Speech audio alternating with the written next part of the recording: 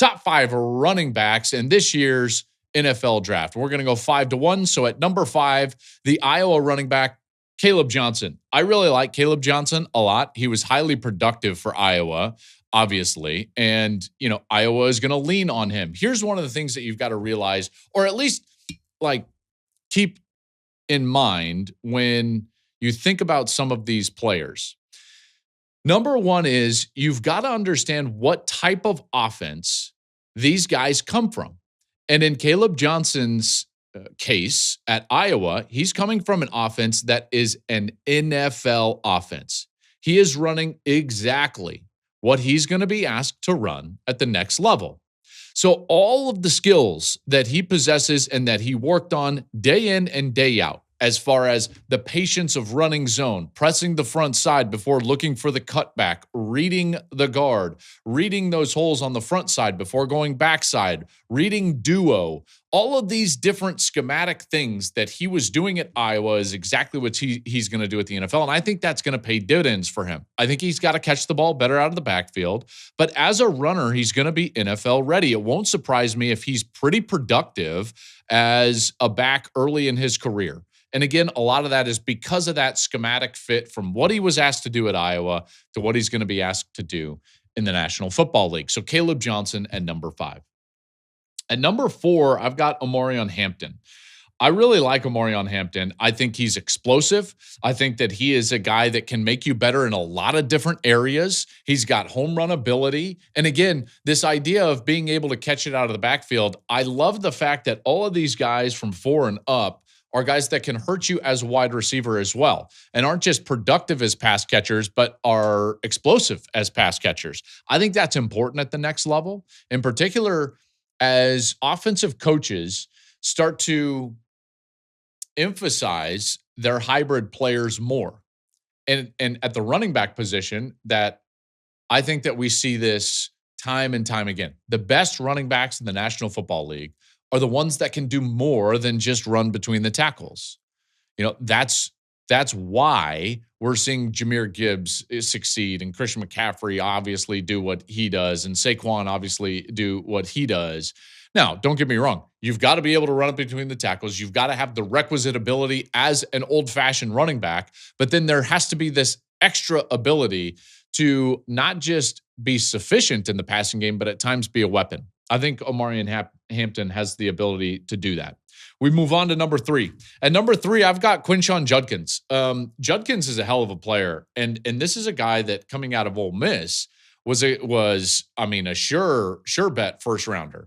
I think he might still get in to the first round, but he comes up to Ohio State primarily to lessen the workload, play for a championship, and he was able to do that, and they won a championship. Now, when they were healthy up front, he was dangerous. He was knocking off long runs every single week. It felt like covering those games and preparing for those games. Judkins was scoring long touchdowns, home runs, week in and week out with their line as it was early in the year. Now, once Simmons went down and then once McLaughlin went down, it was a little bit different and it was tougher and it was harder yards. But guess what? He can do that as well.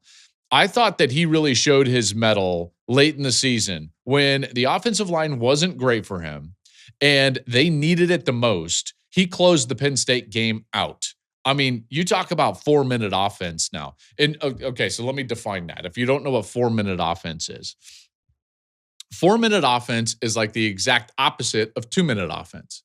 2-minute offense is like, we're down, we need a score, or we're tied, and we're going to go as fast as we can in the last 2 minutes. That's 2-minute tempo, 2-minute offense. But 4-minute offense is the opposite in terms of we need to milk the clock because we have the lead, so we want to get the ball in the game on the field. So when everyone knows that we're going to run the football, can we still run the football? And with a banged-up offensive line for the Ohio State Buckeyes, they were able to execute basically 4-minute offense after they stopped Penn State on 4th down inside the 5, and they just ended the game with the ball, and a lot of that was Judkins. So you talk about tough yards between the tackles. He's got that. He's got the home run ability on the outside. And I really like that he was able to take a little of that wear and tear off by sharing carries with my next player, TreVeyon Henderson. Now, I think that they're pretty interchangeable, but the two Ohio State backs are 2 and 3, TreVeyon and Quinshon.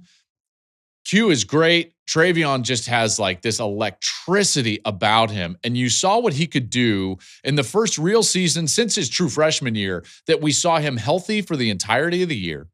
And we didn't see him get worn down. So again, like Judkins, he was able to stay fresh and then really go out there and excel. And you talk about fresh speed, acceleration in the playoff. This guy was electric. You know, some of those screen passes, I talk about being dangerous as a wide receiver. He obviously can do that. In the screen game, he showed that against Texas right before the half. He's got the home run ability to take it the distance. We saw that against Oregon in the Rose Bowl. But you know, the thing that actually NFL decision makers are going to absolutely drool over is his ability to block. And same can be said for Judkins as well. These two guys are as good of blockers as I've seen in a long time, and in particular TreVeyon when it comes to pass protection. And that's why I gave him the nudge up there to number 2. If you were to see him pass protect against the blitz time and time and time again, a lot of these highlights that we see for Jeremiah Smith on the outside or Will Howard throwing the ball down the field to Emeka Egbuka, or again, Jeremiah Smith or Carnell Tate, a lot of that was only afforded them because TreVeyon is picking up a blitz. And I'm talking about just like, pow, right there. You know, he's got a blitzing linebacker and boom, he is an excellent blocker. And I bring that up because normally a guy with his type of home run ability doesn't have that. And he certainly has that, the toughness there to step in to the middle. Number 1 is easy. It's Ashton Jeanty. This guy was incredible. There was a reason he was number 2 in the Heisman voting. A lot of people thought he should be number 1, but he does it all. This guy has incredible speed, vision, balance, strength. I love watching him play. I wish he would have played at a bigger school and in a bigger conference. I think that we would have had a better understanding of exactly how good he was. I think that if he did play at a bigger school and a bigger conference, he likely would have won the Heisman if he was as productive as he was for Boise State. I love this guy. And I think he's going to get, I think that he's probably one of the best 6 or 7 players in the entire draft. Remember, in both of my mocks, I have him going in the first round. Dallas is a team I could see taking Ashton Jeanty. He didn't catch it a lot this last year. But again, the caveat being is that Boise was trying to win the Heisman Trophy with Ashton Jeanty. And for him, it couldn't be all-purpose. Christian McCaffrey tried to win the Heisman all-purpose as a West Coast back, and it didn't work, okay?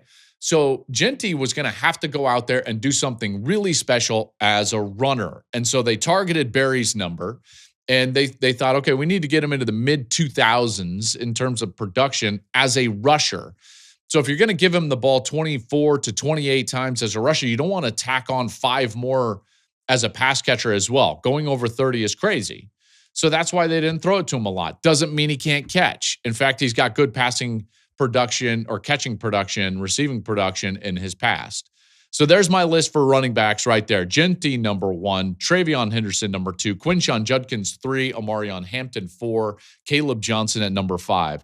And then here's a guy that I just think he's not my number 6 guy. He's probably not even in my top 8, but if you're looking for a value pick on maybe day 3 in the draft, look out for LaQuint Allen for Syracuse. I prepared for that game in the Holiday Bowl, and I loved LaQuint Allen because of his ability to do it all. He can catch it. He can run it. He blocked well. LaQuint Allen is a guy to watch out for from Syracuse. He is a potential day 3 guy that could be a steal, for your NFL franchise. Thank you for watching the Joel Klatt Show YouTube channel. And if you liked this clip, make sure to like it and subscribe to the channel, and you can stay up to date on all of my college football coverage.